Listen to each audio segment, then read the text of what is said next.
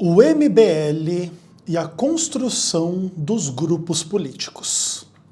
Eu sou o Ezequiel Gomes, você está no canal Vem Senhor Jesus e hoje nós continuamos aqui a nossa série de 3 videozinhos, pelo menos por enquanto, para começar 2026, ano eleitoral, daquele jeito, assim, com foco nas coisas que realmente importam. E no vídeo anterior, eu falei um pouco sobre a construção das convicções políticas, né? Como que eu construí um pouco das minhas convicções políticas e tal, e expliquei um pouco da minha trajetória em relação a algumas coisas que eu li na minha adolescência, algumas conexões que eu tive em relação a esse assunto a partir da minha família, e etc., como que eu lidei um pouco com essas questões a partir da minha experiência no mundo do trabalho,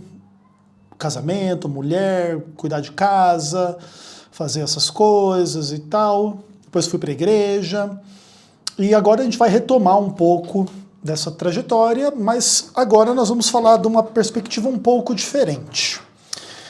As opiniões políticas, elas acabam categorizando a gente dentro de grupos, tá? Que é uma maneira que a humanidade tem de didaticamente criar assim, né, essas categorias para facilitar que outros seres humanos entendam um pouco quem é quem pertence a que grupo, a que perspectiva, do ponto de vista de filosofia, de religião, de sociedade, política e essas coisas. Às vezes, os grupos políticos, eles são um pouco enganosos, assim, e tem pessoas que pretendem pertencer a certos grupos políticos e que não representam tão bem esses grupos, outros representam melhor, que inclusive tem que ver com essa discussão que existe em todos os grupos sociais sobre quem são os líderes de um determinado grupo, ou quem são os melhores representantes de um determinado grupo, diante do fato de que em cada grupo religioso, social, político, econômico, etc., etc., etc., existe diferença entre as pessoas, né? E aí algumas têm uma posição mais de liderança, outra mais de liderados.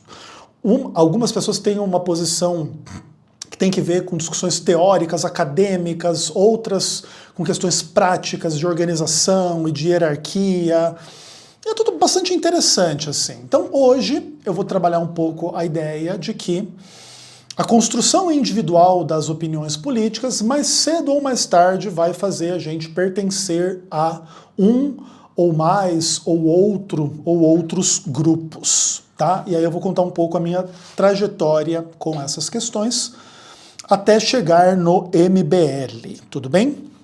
Então, recapitulando um pouco do que a gente falou no vídeo anterior, eu acredito que eu amadureci as minhas visões políticas um pouco tarde. Isso devido ao fato de que eu tive assim uma certa influência antipolítica em algum momento da minha trajetória e eu preferi abraçar essa influência do que as influências que poderiam me fazer ter uma outra postura e já me organizar politicamente em grupos mais cedo na minha vida. Pelo contrário, assim, eu tive um pouco a minha leitura, a minha visão a respeito da vida, da família, da sociedade, da igreja, do trabalho, das questões jurídicas, da sociedade de forma mais ampla. Quando eu era adolescente, eu tive a minha leitura e eu preferi seguir um caminho mais individualista do que um caminho coletivista, tá? Isso é uma coisa assim bem importante. Eu preferia poder ter a minha opinião independentemente de qualquer coisa e não ter que ficar pagando pedágio para grupinho X ou grupinho Y, né? Isso é uma coisa bem interessante, assim. Então isso me fez ter um certo distanciamento, né, do universo político mais prático de, sei lá, eu nunca nem considerei, quando eu era mais jovem, me filiar a partido político, concorrer a cargos políticos, ou militar em favor do político que eu achava que tivesse uma melhor opinião, uma melhor perspectiva do que outro. Pelo contrário, eu me dava o direito de ser crítico de qualquer coisa que eu achasse que pudesse estar errado e encontrar defeitos no mundo, no Brasil, na realidade, na sociedade, é uma coisa fácil. E eu enxergava a política e os políticos muito mais como parte do problema, né, da realidade, do que da solução. Fazendo, inclusive, uma leitura ingênua, na verdade, né? Sem sombra de dúvida, na época que eu era adolescente, eu acabei sendo bastante ingênuo em relação a estas coisas. Mas, de certa forma, também não me arrependo, porque às vezes para a gente ter maturidade para encarar certas coisas, é melhor a gente entrar nelas depois do que antes. E eu tenho, inclusive, uma percepção muito parecida com isso em relação à minha conversão e eu ir para a igreja, tá? Eu vou me converter e ir para a igreja aos 25 anos de idade. Então, até aquele momento da minha vida, eu estava cuidando dos meus interesses absolutamente mundanos nesta terra, tá? Que se resumiam em sexo, drogas e rock and roll, tudo bem? E sem nenhum arrependimento, sem nenhum peso na consciência, sendo muito feliz na minha vida, tá? E aí, quando eu fiz 20 anos de idade, mais ou menos, ou 19 anos de idade, eu conheci a Heloíse, e desse período todo, assim, até os meus 25 anos de idade, na verdade, assim, fim dos meus 24 anos para 25 anos de idade, quando me batizei na igreja, foi quando eu comecei a amadurecer para essas discussões, primeiro religiosas, e depois dos meus 25 até os meus 35, vamos dizer assim, eu amadureci em relação às minhas visões políticas, tá?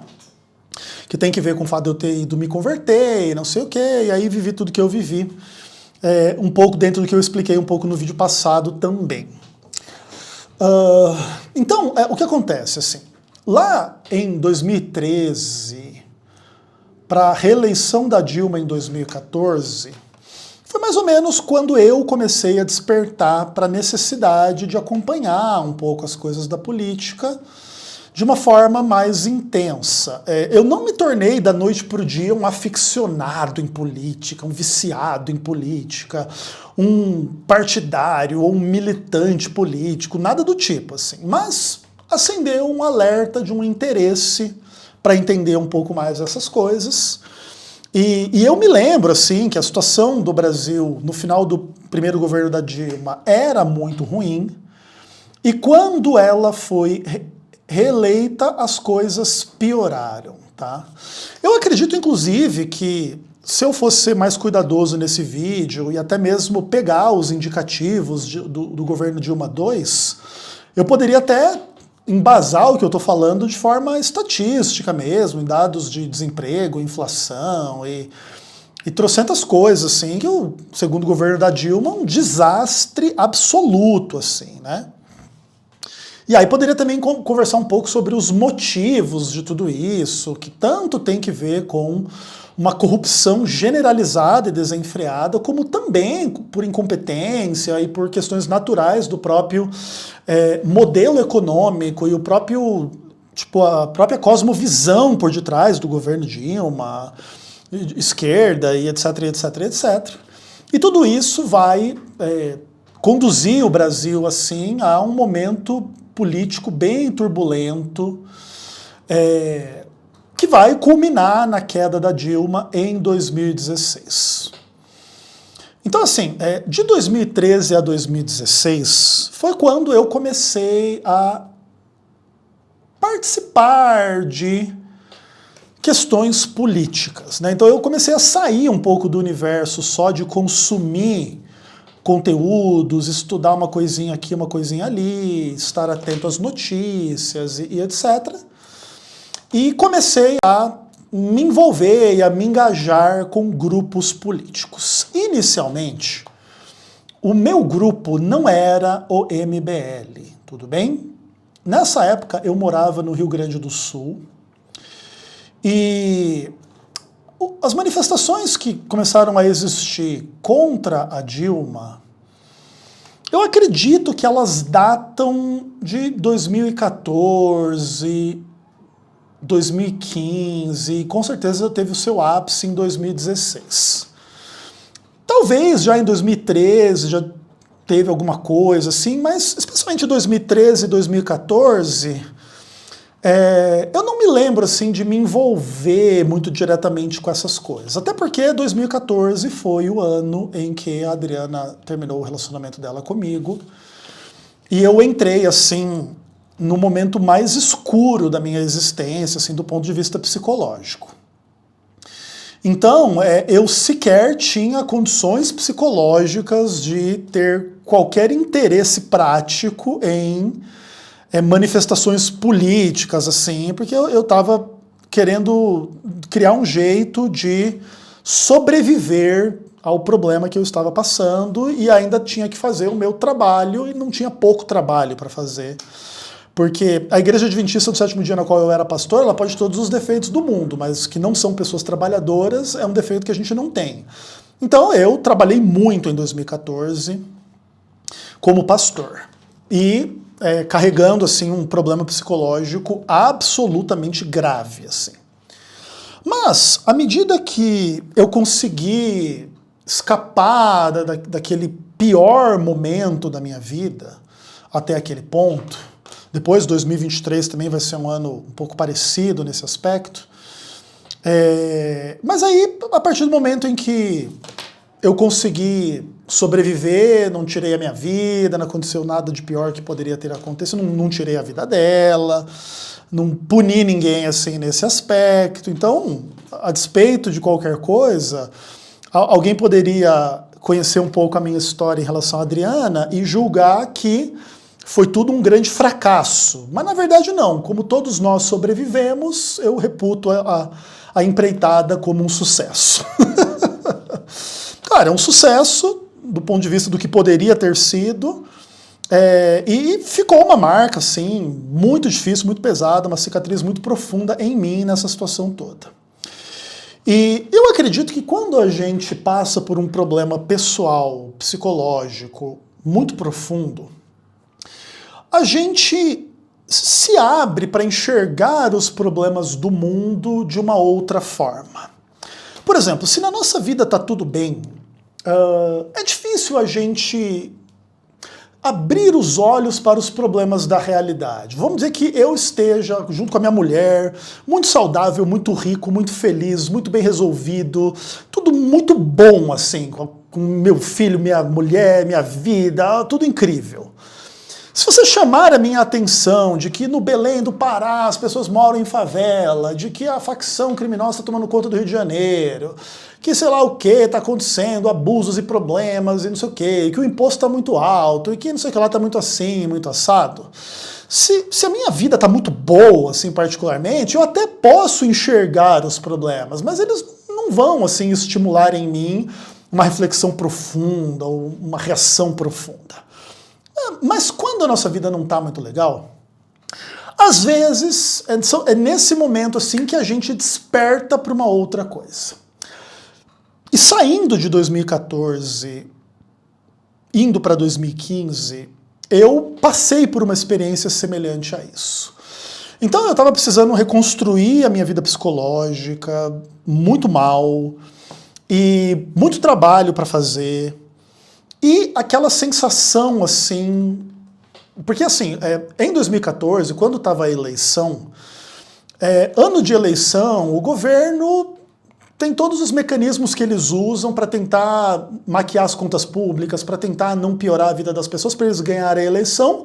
E no ano posterior à eleição, geralmente é o ano em que eles apertam o cinto, né? E que eles já ganharam a eleição mesmo e agora tipo, o remédio amargo vai vir. E 2015 eu me lembro que foi um caos. E aquele sentimento econômico que tinha que ver com inflação e com aquela coisa daquela corrupção pesada e etc. Aquilo tomou conta do Brasil assim de uma forma muito intensa. E como eu estava meio vulnerável psicologicamente falando, eu prestei atenção aquilo de uma forma diferente. E eu comecei a ter uma sensação assim, opa, peraí. Não é a minha vida que tá uma desgraça aqui por causa desse problema. Se eu for parar para pensar, o Brasil vive um momento tenebroso. Assim. O Brasil nunca foi um lugar maravilhoso, né? Mas 2015 foi um ano especialmente tenebroso. E foi nesse ano que eu comecei a me engajar politicamente, com grupos políticos e com manifestações políticas. Antes de avançar, é importante dizer assim que essas questões, às vezes elas chamam a atenção negativamente algumas pessoas dentro da igreja, e depois eu vou ser excluído do ministério, porque vai sair uma foto minha lá no jornal em 2016, no dia do impeachment da Dilma, que foi a coroa, né, de todos os nossos esforços contra o governo do PT e tal, não sei o quê. E tem várias pessoas assim que não, a igreja fez muito certo, porque é um absurdo você ser membro da igreja, ou muito menos pastor da igreja, e você ter envolvimento com grupos e manifestações e engajamento político. Eu discordo disso profundamente, e não só assim porque tipo, eu discordo das regras da igreja, até porque, como já expliquei também, essas regras sequer existiam lá nesses anos todos, né? Eu acredito que a divisão sul-americana vai tomar um voto sobre isso em 2018, 2019, no mínimo aí em 2017, ou seja, já pelo menos um ano depois que eu fui excluído do ministério, inclusive como resposta, né, ao que aconteceu comigo, porque tomaram um processo do tamanho do mundo, né, etc, etc, etc. Então eu discordo, e eu não discordo não só pela ausência tipo, de uma regra regulamentada especificamente nos documentos da igreja a esse respeito, mas porque assim, quando você impõe sobre o pastor ou sobre o membro da igreja a necessidade de que ele seja politicamente alienado, você também está se intrometendo, você está interferindo na vida da pessoa num nível que não te compete. Tá? Se uma pessoa quer se alienar, ela quer focar na vida dela e não em nada político, em nada religioso, em nada econômico, em nada social, a pessoa tem o direito de fazer isso. Eu vou viver aqui no meu mundo jogando videogame aqui o dia inteiro, esperando que a comida caia do céu, e é isso. Tudo bem se você quiser viver dessa forma. Também não recomendo você fazer isso, mas tudo bem você fazer isso. Agora, se uma pessoa tem interesse em aprender como que as coisas são, como que o mundo funciona, ou como que deveriam ser, e se organizar e etc e tal, ninguém deveria ser contra esta prática, a não ser que esta prática acontecesse de uma perspectiva a fazer aquilo que a gente chama na igreja de conflito de interesse. Enfim, tem uns barulhos aqui, não sei se vai continuar o barulho ou vai parar.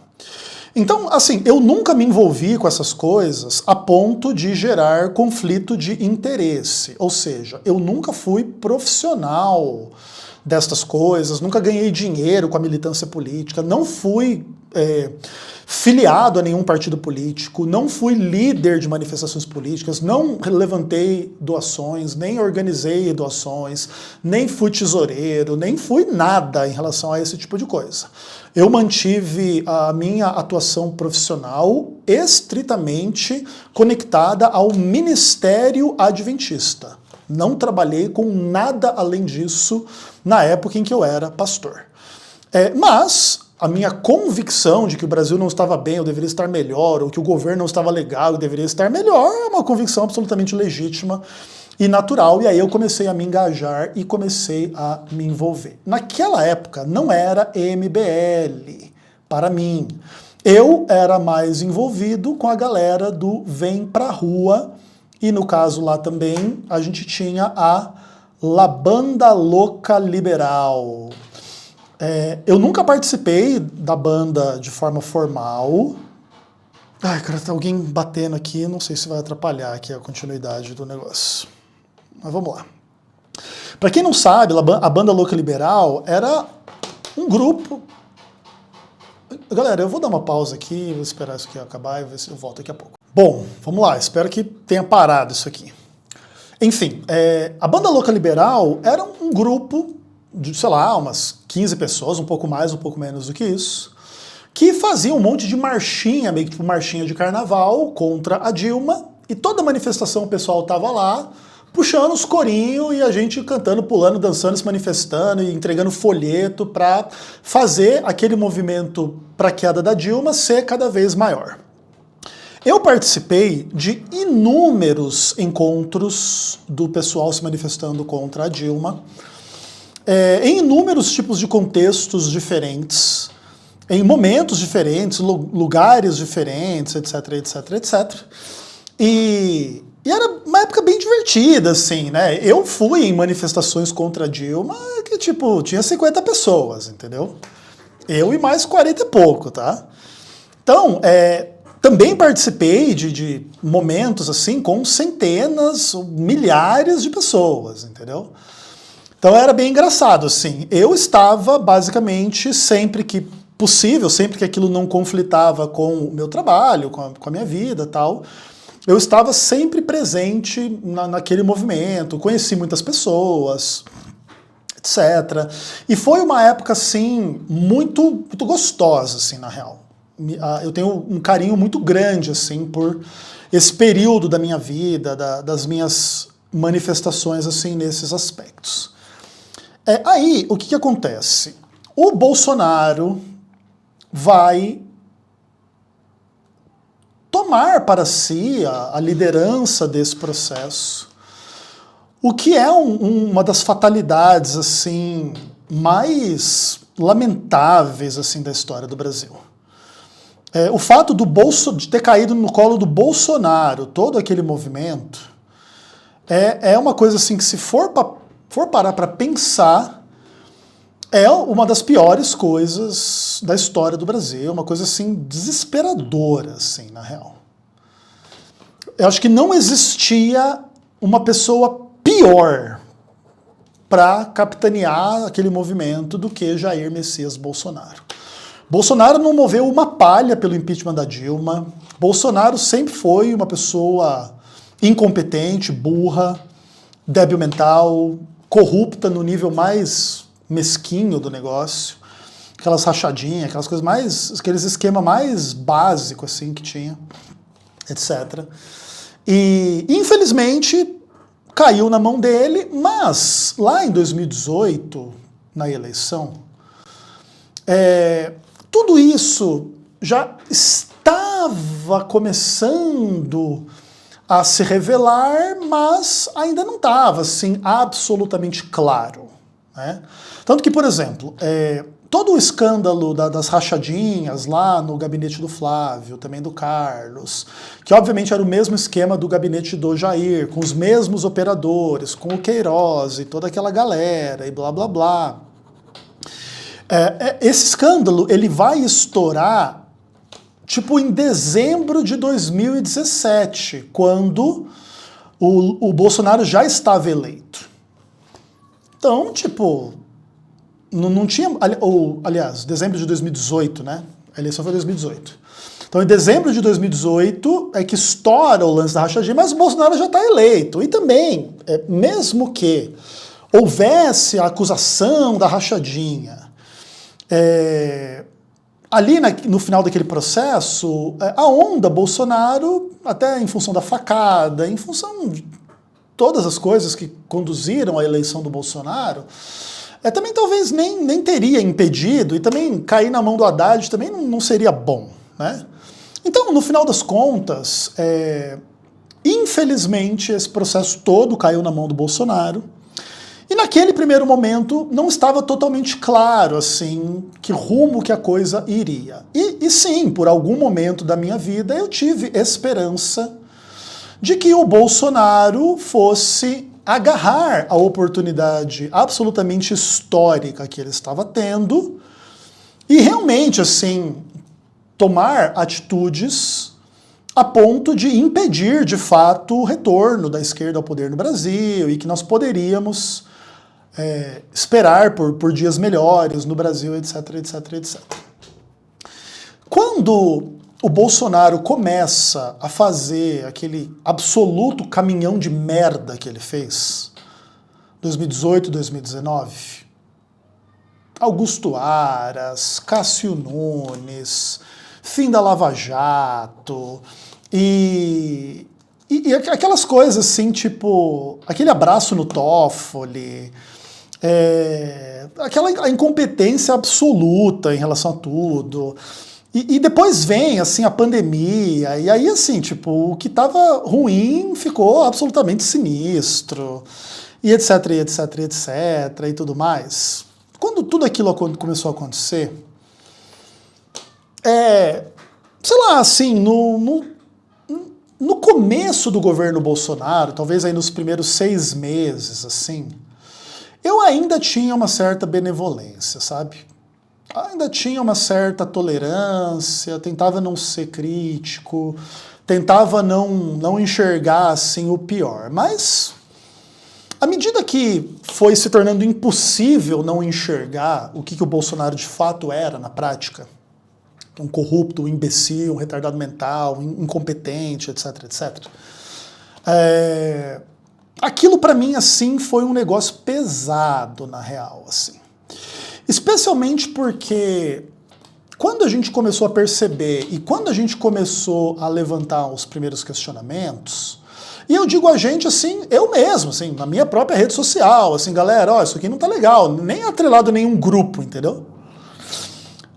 O que começou a acontecer foi, tipo, uma reação bolsonarista dizendo que quem estava questionando estava basicamente questionando Deus. Porque o Bolsonaro é o escolhido de Deus. Aí quando eu comecei a olhar aquilo assim, eu falei, caramba, mano, a gente se deu muito mal, cara. Aquilo pra mim, assim, começou a virar uma coisa assim insuportável em mim, assim. E cada vez mais o Bolsonaro ia deixando totalmente claro quão burro, quão incompetente, quão idiota, quão corrupto, etc. E aí o MBL começa a bater no Bolsonaro.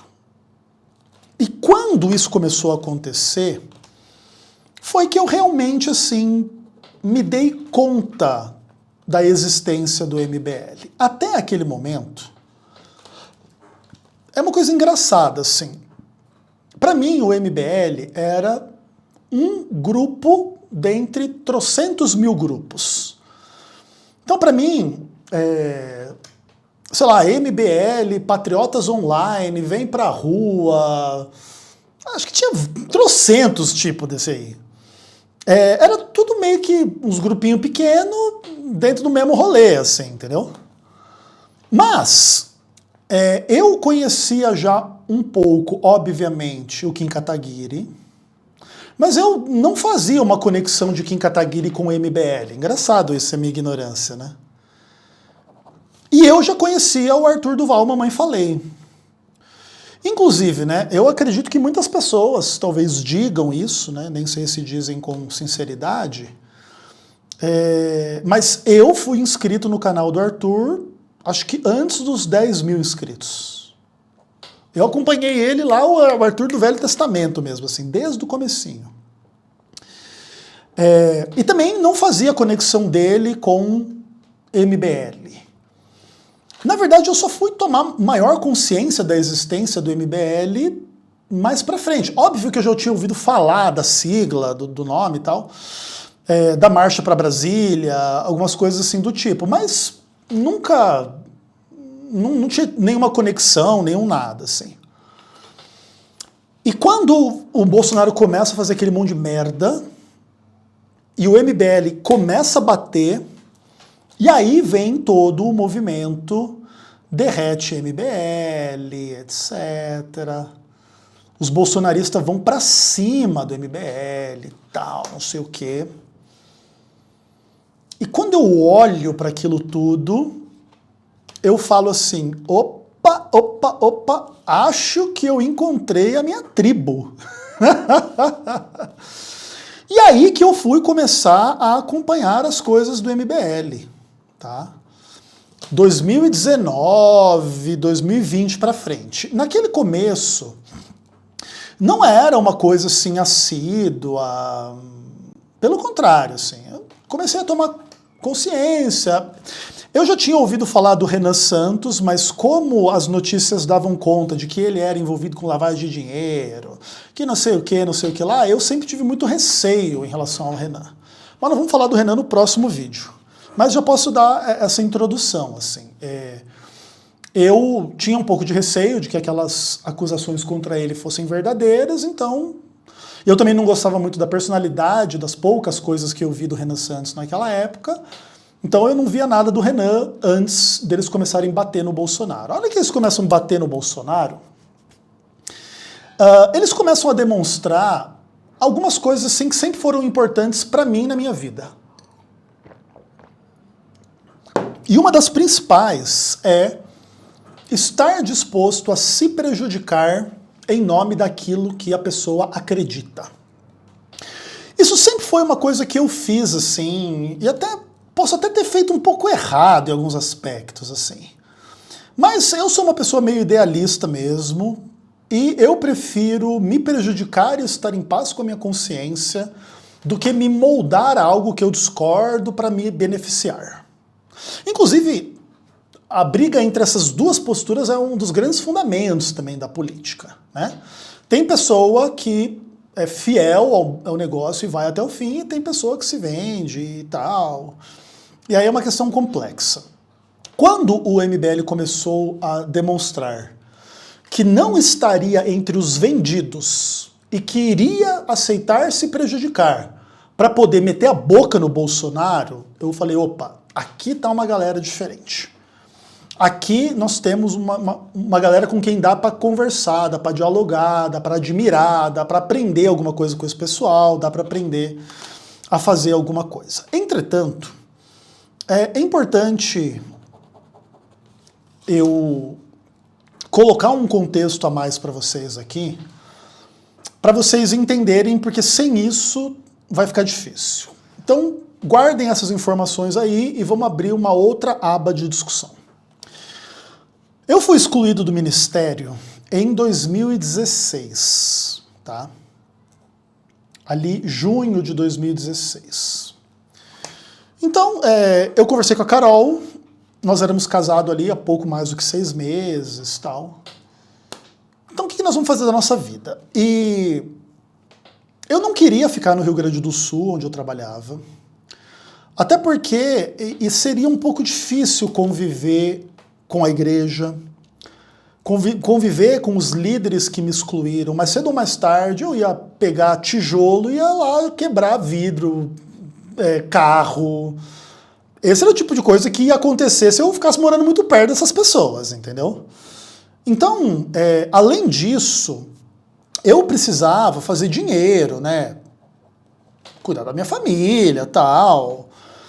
E levando em conta essas questões todas, eu e a Carol, a gente decidiu vir para São Paulo. Capital não, porque capital é mais caro, é mais complicado, o trânsito é um inferno, uma muvuca, um formigueiro. A gente veio para a região de Campinas, fomos morar em Jundiaí. Foi uma das melhores decisões da minha vida em certo aspecto. Claro, foi um pouco difícil para a Carol. Carolina muito conectada à família, foi bem difícil para ela, assim, ficar longe da família. A gente não tinha muita grana, então era um pouco difícil ela ir, vir, férias e coisa arada, e... enfim, várias questões aí que também não vem ao caso explicar demais. Mas eu iniciei uma empresa junto com um amigo na época, que veio depois a se demonstrar uma das pessoas mais imbecis que eu já conheci em toda a minha vida. Eu tenho, assim, profundo arrependimento de ter gastado mais do que 1 segundo da minha vida com essa pessoa.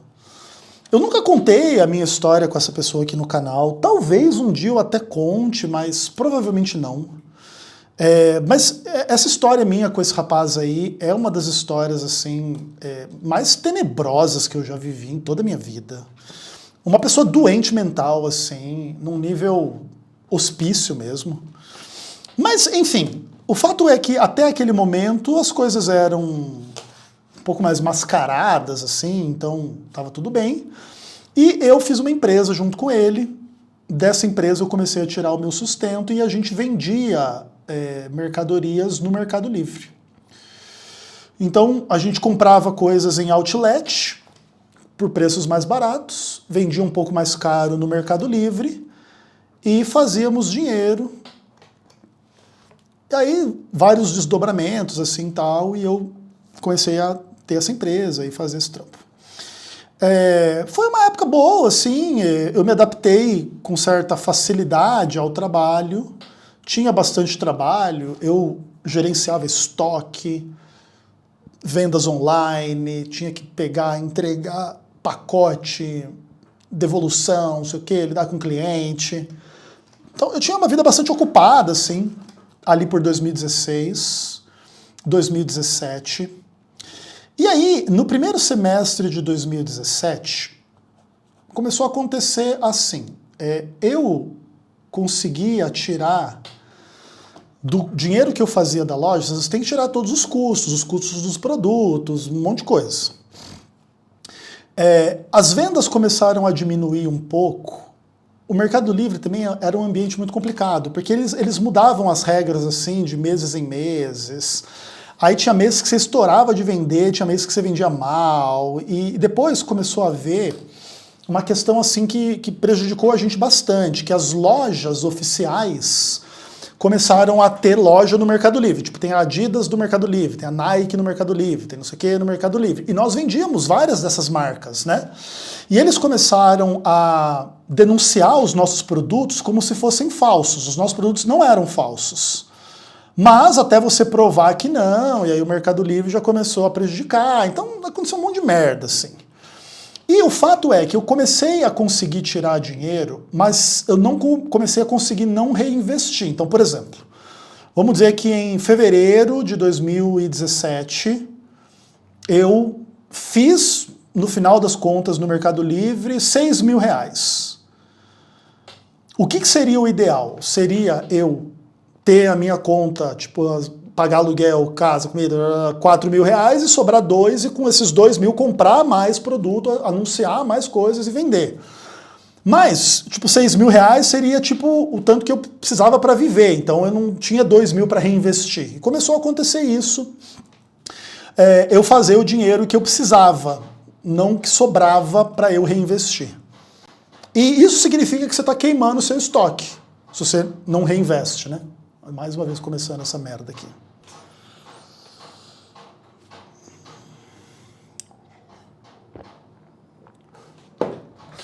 Ai, cara. Enfim. Aí, o que acontece?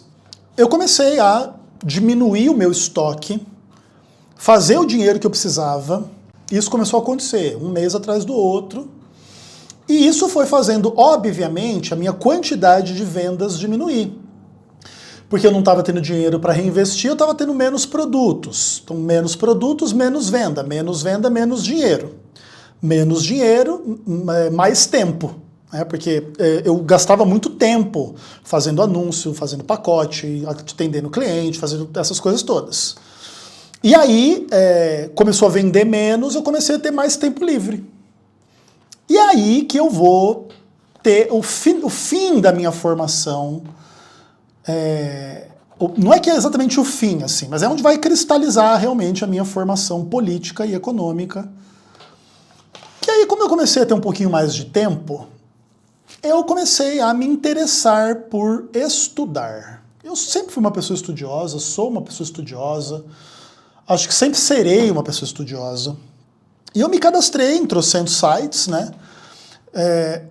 Para estudar economia. Eu até cogitei fazer até faculdade, assim, então, mas no fim eu percebi que não era exatamente necessário fazer isso. Não era muito pertinente, assim. Por quê? Porque eu comecei a estudar por mim, me cadastrei em um monte de site, e o Brasil estava muito nesse clima, assim, né? A galera muito voltada para investimento, eu não tinha tanto interesse em investimento, até porque eu não tinha muito capital. Então, o meu interesse não era esse. O meu interesse também não era renda extra. O meu interesse sequer era fazer dinheiro. O meu interesse era entender um pouco melhor os modelos econômicos, políticos, tal. Me cadastrei em trocentos sites. E em um desses sites, de uma menina loirinha, que chamava Roth Girl, eu vi o meu primeiro vídeo a respeito do Bitcoin. Eu acho que até eu já contei um pouco dessa história, né?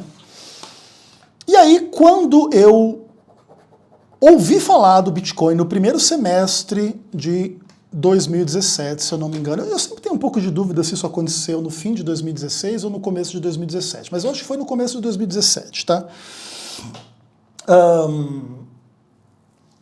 Eu lembro bem dela, assim, o canal dela era de economia austríaca, né?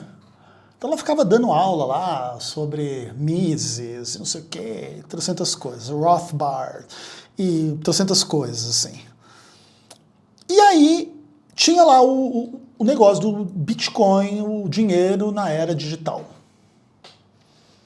Eu nunca tinha ouvido falar naquilo na minha vida, cliquei no vídeo. Era um vídeo curto, 10 minutos, 20 minutos no máximo. E a minha mente explodiu, assim, sinceramente. Eu passei a consumir tudo aquilo que existia a respeito de Bitcoin na face da Terra. Todo o tempo que eu tinha, que eu podia, estava eu lá, querendo aprender, querendo entender, querendo não sei o quê.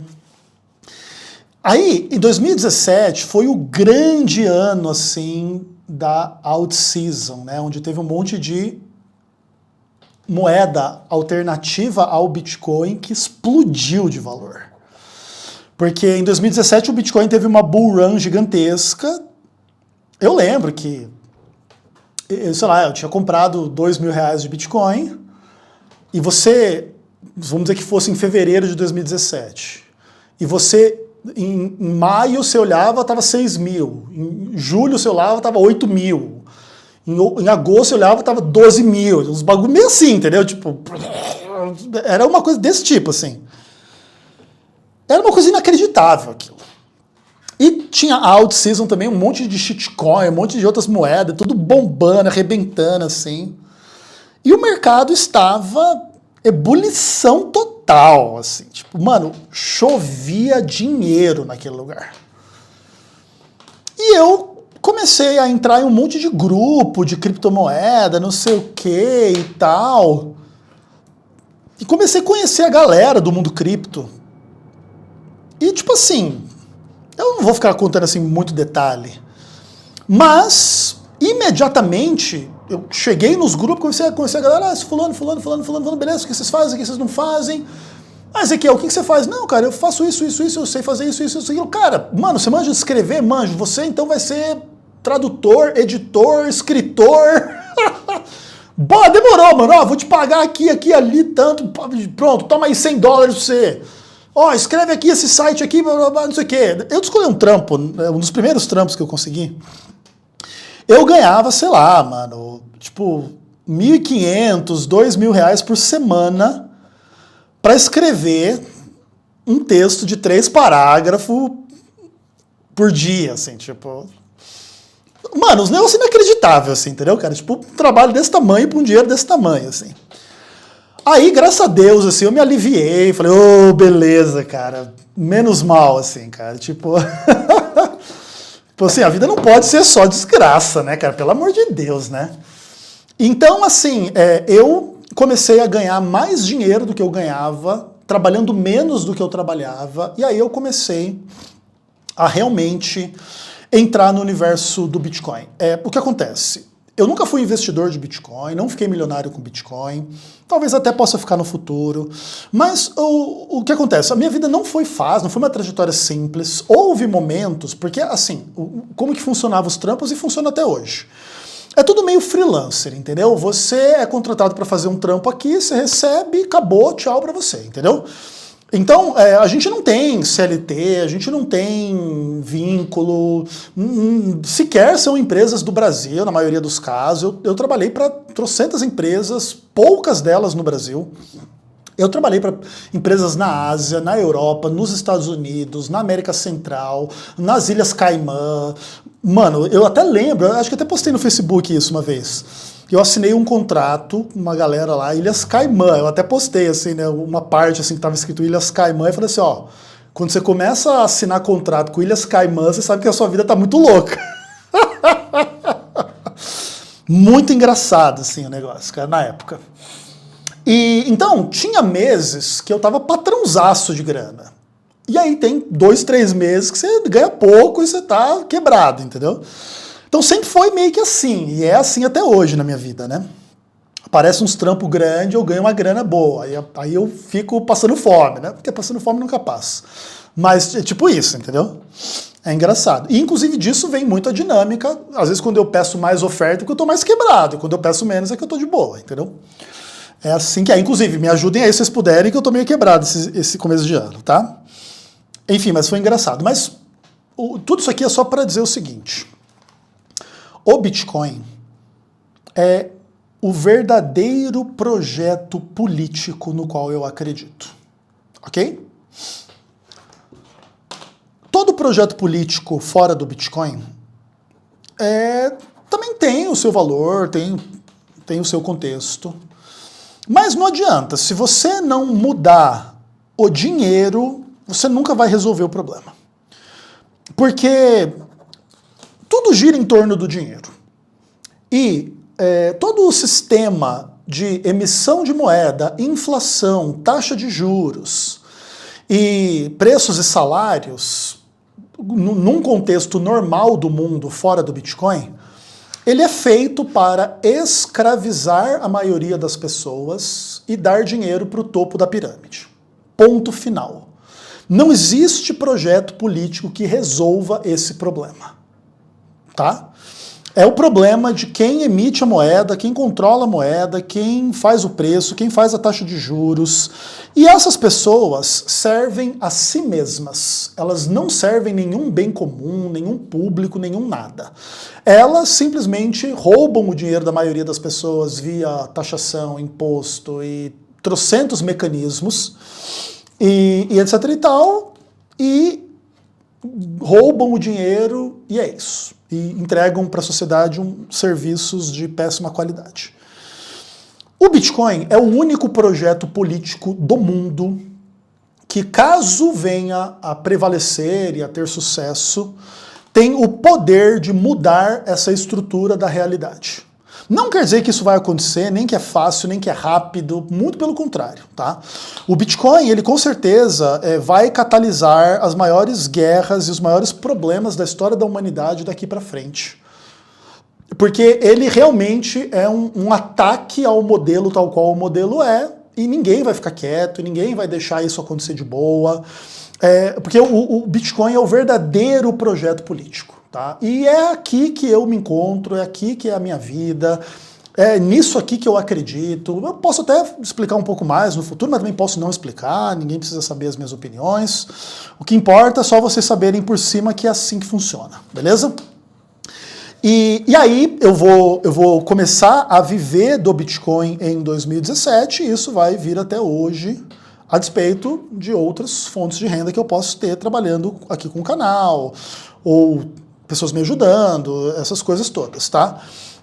Mas o ponto é esse. Feito esse parênteses, então, o que acontece? Quando eu começo a dar atenção ao MBL, lá em 2019, 2020, eu já estou bem estabelecido no meu trabalho de Bitcoin, na minha vida, tá tudo bem. Mas eu sempre tento enxergar as coisas de múltiplas perspectivas. Eu sou muito satisfeito com a visão libertária, minha particular, mas eu sou muito insatisfeito com a visão libertária que existe no Brasil. Uma das coisas assim, que mais me decepcionou no universo do Bitcoin no Brasil é esses bitcoinzeiro bolsonarista. Sabe esses caras, tipo o Peter Turguniev, desses canal aí de libertarianismo, essas bosta? Cara, eu tenho uma ojeriza desse cara. Nossa, mano, uma das poucas pessoas assim que eu tenho ojeriza é esse Peter. É um barbudo, um velhinho assim. Que ele pensa que ele é libertário e sempre faz o L, Bolsonaro é liberdade, não sei o quê. Puta, mano. Aí ele jura que ele não é bolsonarista, né? Mas Me engana que eu gosto.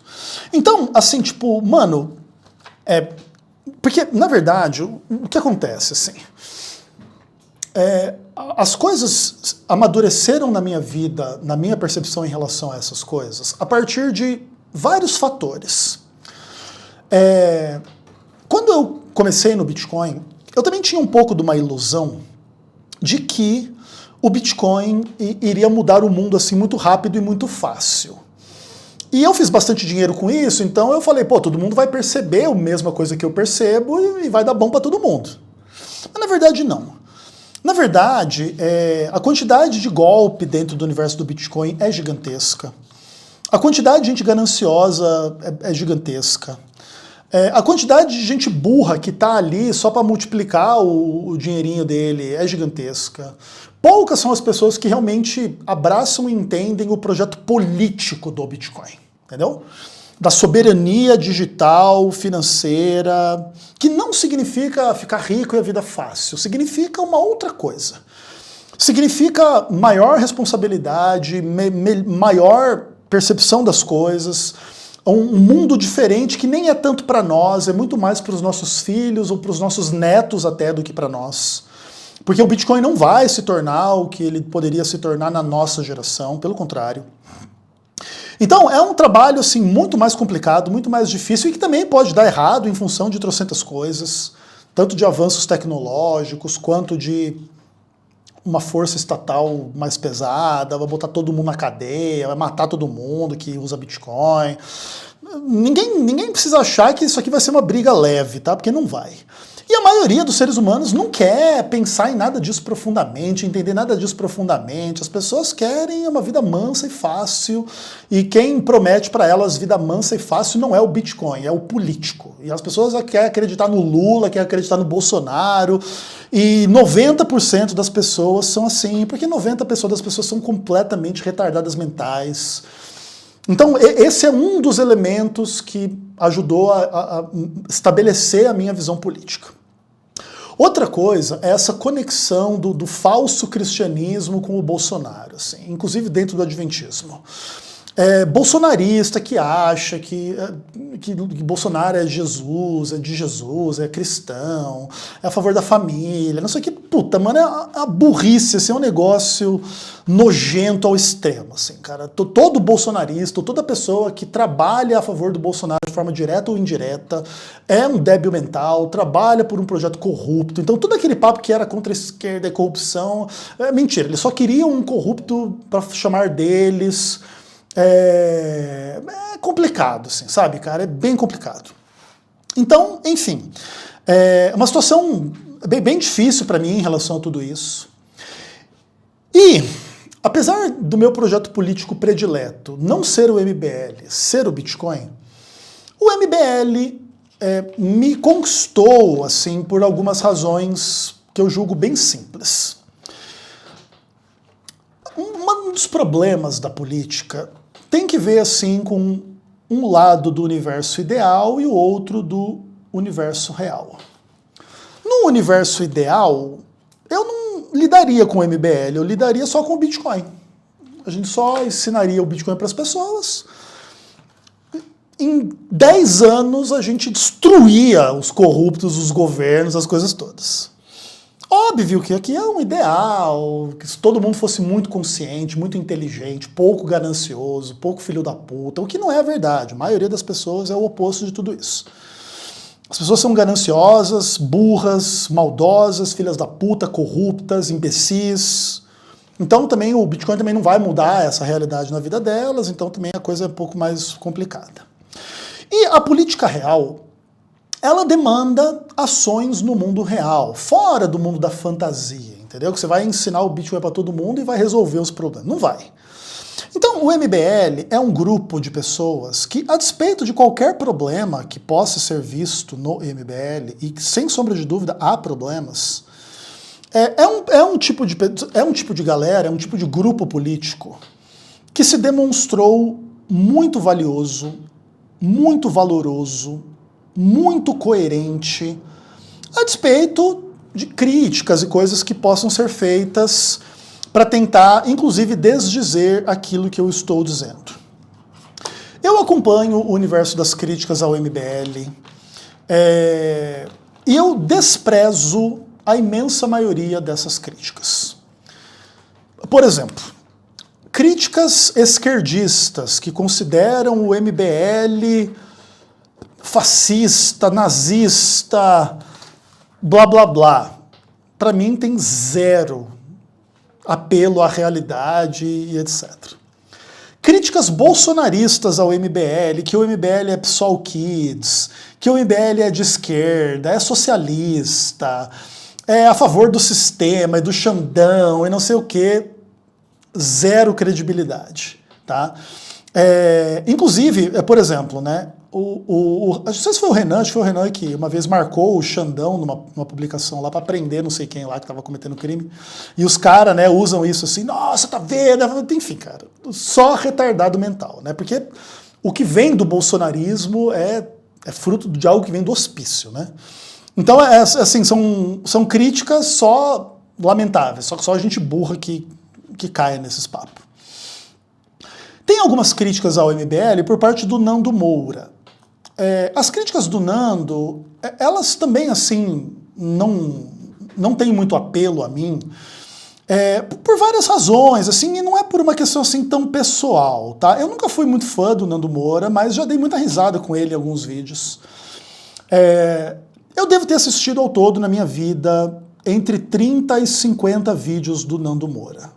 Acredito, inclusive, que assisti vídeo demais, tá?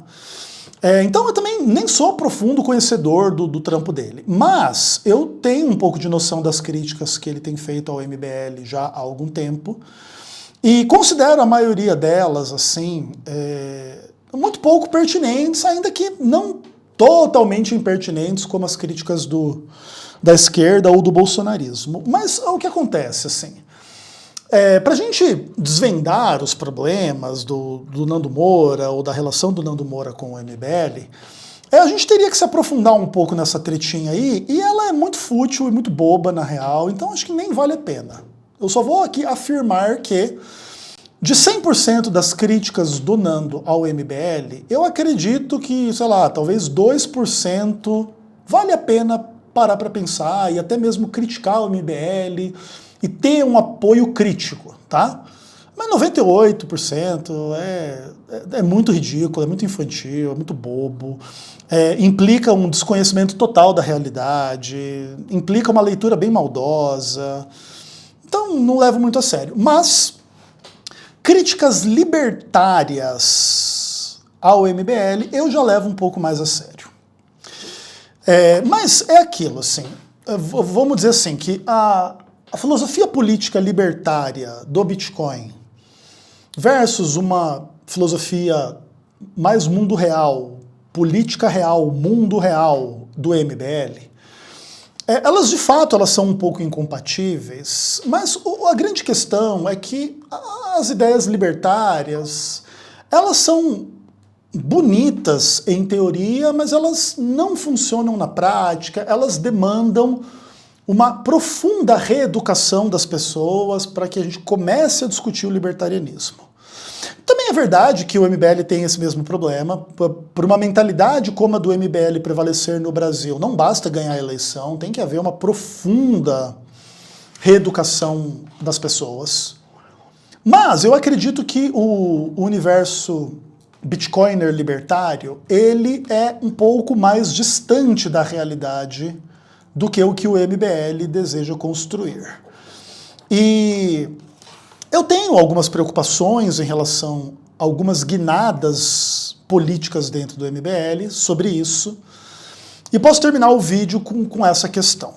Lá no começo, 2014, 2015, 2016, isso depois eu vim aprender depois, né? Porque eu não era conectado naquela época, mas hoje eu entendo um pouco a história do MBL. Então, naqueles primeiros anos, vamos dizer assim, de 2014 a 2019, ou 2018, o MBL tinha, sim, ideais mais liberais e tinha um pouco mais de libertário que também gostava um pouco da ideia. Assim como tem libertário que gosta do Bolsonaro, sempre teve os libertários que gostam do MBL. Talvez, de certa forma, até eu faço parte desse grupo, né? Talvez a minha verdadeira identidade política seja isso, seja um libertário no MBL. Mas, de 2019 para frente, houve uma guinada do movimento Brasil Livre na direção de algo menos liberal. E é difícil, assim, dizer assim se isso é uma metamorfose tipo melhorou ou piorou. Porque tudo depende assim se você tem benevolência para com o grupo ou não. Eu tenho benevolência em relação ao MBL e eu entendo que o MBL amadureceu mais para o bem do que para o mal. Mesmo na direção de coisas que eu discordo um pouco. O grande lance é que, assim, o MBL, como um grupo político, ele é um grupo que precisa lidar com aspectos mais coletivistas da realidade.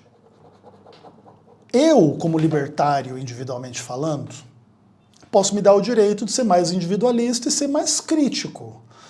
Há uma certa tendência menos liberal e mais autoritária, que o MBL tem adquirido, ou mais desenvolvimentista, ou mais patriota, ou mais algumas coisas que vão implicar mais cedo ou mais tarde algumas coisas que eu não considero ideais, tá? No universo jurídico, no universo econômico, no universo político, mas que, na minha opinião, já seria um tremendo avanço das estruturas e dos modelos atuais, ainda que não na direção do que eu acharia que seria mais ideal. Mas aí não adianta eu querer mudar o MBL, né? Eu teria que fundar um outro movimento político mais libertário do que o MBL, ou mais liberal do que o MBL está.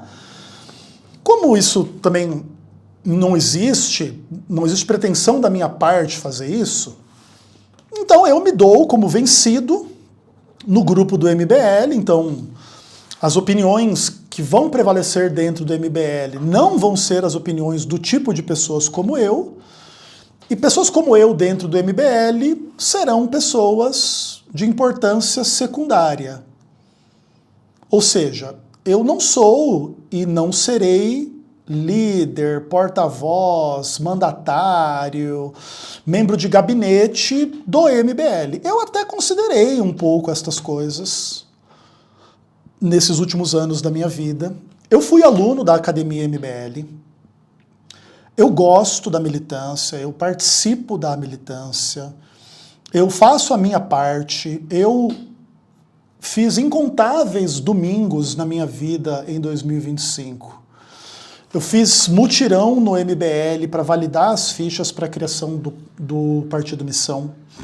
Se a missão existe, tem lá o meu nome nessa história e eu tenho um absoluto orgulho de fazer parte dessa história. O que não implica dizer que eu sou o cordeirinho do MBL, que eu concordo com tudo, que eu estou ali atrás de cargos ou coisas do tipo. Eu até pensei em algum momento da minha vida, nesse processo todo, de realmente dedicar a minha vida à causa política do MBL e no MBL. Mas algumas coisas aconteceram que me fizeram caminhar numa direção contrária. O MBL teve uma guinada um pouco mais assim centralizadora. E isso tem o lado bom, mas também tem o lado ruim, tá? E isso me broxou um pouco, assim, em relação assim, a eu dedicar minha vida ali àquele negócio, entendeu?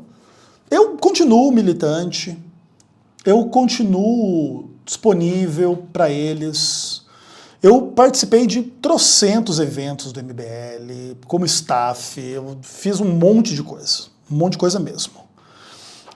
Nunca fui remunerado, nem tenho pretensão de ser. Eu tenho o meu crachazinho de funcionário, não é ser funcionário, né? Mas tipo assim, para ter acesso lá ao escritório nacional do MBL.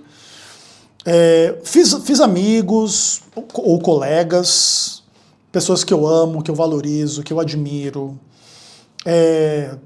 Cara, para mim é uma honra, assim, toda essa construção. Mas ela não surge na minha vida como uma devoção, muito menos acrítica ou acéfala ao que o MBL pretende. Sem sombra de dúvida, na minha opinião, o MBL é o melhor grupo político do Brasil, assim, sem nenhum outro grupo perto. Em termos de organização, ideologia, metodologia, ação, isso é um pouco fruto também deles terem mão firme na centralização do negócio. Então, né, a centralização tem o lado que eu não gosto, mas também tem o lado positivo, a gente tem que conceder. Então, eu enxergo as coisas mais ou menos desta forma. O meu verdadeiro projeto político é o Bitcoin, que é um projeto para o Brasil e para o mundo. Mas enquanto a gente não consegue avançar numa direção mais ideal, se o MBL chegar ao poder em 2026, será infinitamente melhor do que eleger qualquer um dos corruptos que vão concorrer com o MBL. Flávio Bolsonaro, Lula e coisas do tipo, tá? Então acho que deu para dar aqui um panorama, tá? Da minha presença, da minha ideia, do meu rolê dentro do MBL. Acho que eu nunca tinha falado sobre isso assim, desta forma, né? E no vídeo que vem, que é o vídeo final desses primeiros 3 vídeos do ano, a gente vai falar um pouquinho mais especificamente de Renan Santos. Tudo bem? É isso, até o próximo vídeo, se Deus quiser.